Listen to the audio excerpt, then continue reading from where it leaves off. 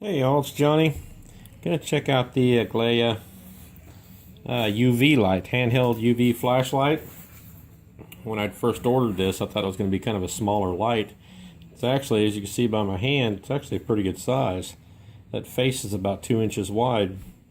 All aluminum body construction with a grip.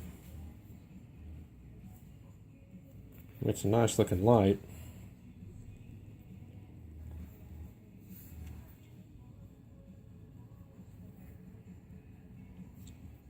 Thick, styled real nicely. They do send 3 AA batteries with this. There's a rubber gasket right there to help keep this water resistant. The 3 AA batteries go into that pod. Just watch for the negatives and the positive symbols on which way it goes. Usually the negative is always towards the spring. Just remember that. But once you get them punched in there, you see the arrow? The arrow shows that this needs to go in there first, which is the one with the positive nipple on it, not the flat side, but the positive nipple goes in first, and that just threads on. Once it's all threaded in there, these UV lights are made or are used for different things. Let me give you a look at the specs real quick for you tech savvy people that really care about this stuff. You might want to pause it because I'm not going to stay on it. There's the specs.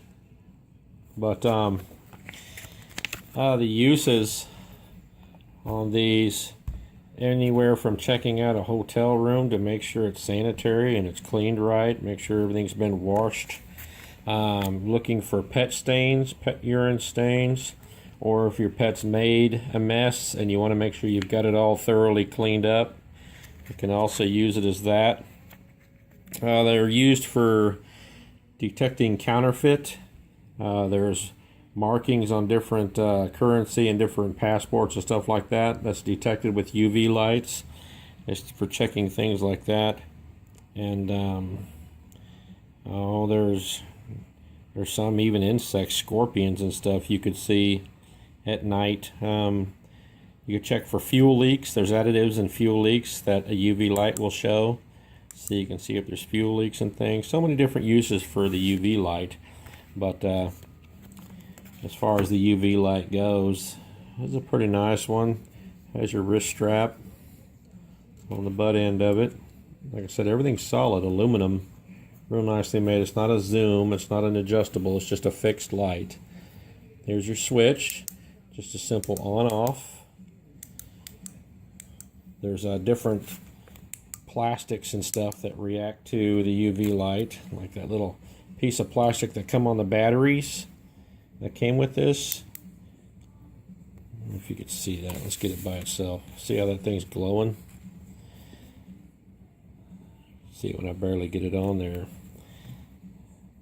See how it reacts. Different plastics have stuff that react to UV light.